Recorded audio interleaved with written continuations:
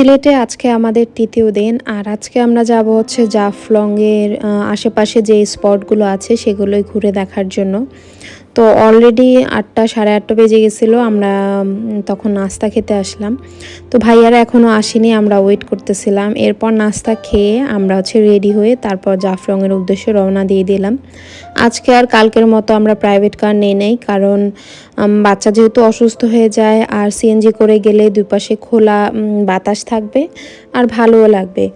সেজন্য আজকে আমরা আলাদা করে সিএনজি নিয়েছি, আর ভাইয়াদের জন্য আলাদা করে সিএনজি নেওয়া হয়েছে।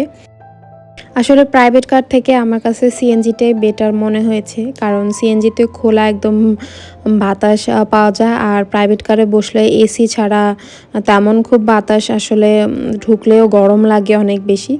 তো ওয়েদারটা দেখতে পাচ্ছেন খুবই সুন্দর ছিল, তবে এরকম ওয়েদার সেখানে যাওয়ার পরে অনেকটাই রোদ উঠেছিল, আর রৌদ্রোজ্জ্বলই ছিল আজকের দিনটা মোটামুটি। তো আমাদের প্ল্যান ছিল আমরা যেই জাফলংয়ে যে স্পটগুলো আছে সেগুলোই ঘুরে দেখব।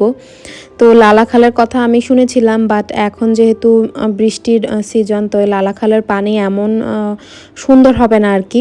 যেরকম নীল পানি থাকে স্বচ্ছ, সেরকম থাকবে না, এটা জেনে আর ওই দিক যাই নাই। আর অলরেডি আমরা কিন্তু লেট করে ফেলেছি, তখন বাজে অলমোস্ট 2টা, এজন্য আর ওই দিক ঘোরা হয়নি। আমরা সোজা জাফলং 0 পয়েন্টের দিকেই যাচ্ছি এখন।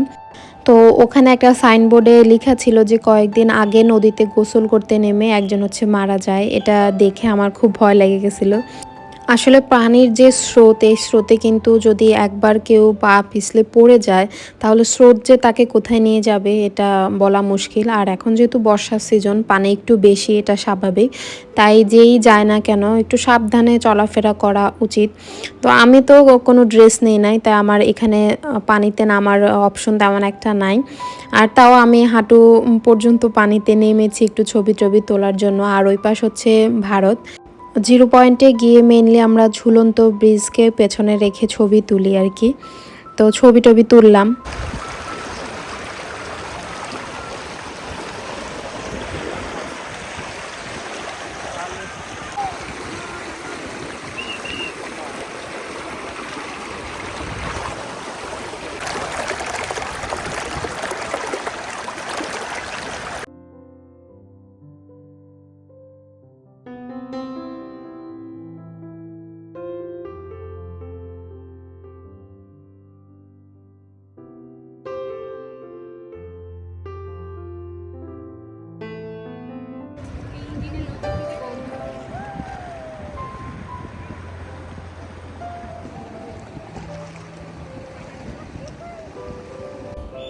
এরপরে আমরা হচ্ছে মায়াবী ঝর্ণা দেখতে গেলাম।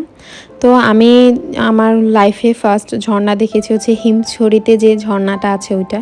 ওখানে কোনো পানিই ছিল না। তো ঝর্ণা সম্পর্কে তেমন কোনো এক্সপিরিয়েন্স আমার এর আগে ছিল না। ওখানে গিয়ে আসলে আমি সত্যি অনেক মুগ্ধ হই, কারণ ঝর্ণার পানি এত সুন্দর। আমি যদি ড্রেস নিতাম তাহলে আমি ওখানে গোসল করেই আসতাম। কিন্তু ওই যে বললাম, আমার হাজব্যান্ড হচ্ছে ওর একটা ফ্রেন্ড, ইউনিভার্সিটি লাইফে ওরা যখন বান্দরবন আই গেস ঘুরতে যায়, তখন একজন হচ্ছে এরকম ঝর্ণা থেকে পড়ে যায়। পড়ে গিয়ে একটু হাঁটুতে হয়তো ব্যথা পায়, কিন্তু তার তেমন কোনো ক্ষতি হয়নি। কিন্তু এটা আরেকটু বড় অ্যাক্সিডেন্টও হতে পারতো, মানে একদম ডেড হয়ে যেত, এরকম একটা অবস্থা। সেখান থেকে আল্লাহকে হয়তো রক্ষা করেছে সেজন্য। তো এই ভয়ে আমার জামাইও সেদিন গোসল করেনি, ও ঝর্ণার উপরেও উঠেনি, ইভেন আমাকেও উঠতে দেয়নি। তো আমি অ্যাটলিস্ট এই পজিশন পর্যন্ত উঠেছি, সবাই আরও উপরে উঠে। যে যার ইচ্ছা মতো, যার বেশি সাহস সে উপরে যাইতে পারে, কিন্তু অনেক রিস্কই থাকে, কারণ পাথরের উপরে পিচ্ছিল থাকে, তো পা একবার স্লিপ খেলেই মানে পড়ে যাওয়ার চান্স 100-এ 100। এরপরে হচ্ছে চকলেট দেখলাম। তো আমার আসলে তেমন কোনো চকলেটই পছন্দ না, এক্সেপ্ট ডার্ক চকলেটটা একটু পছন্দ, কারণ ডার্ক চকলেটে খেলে আর কি একটু ক্ষতি কম হয় সেজন্য।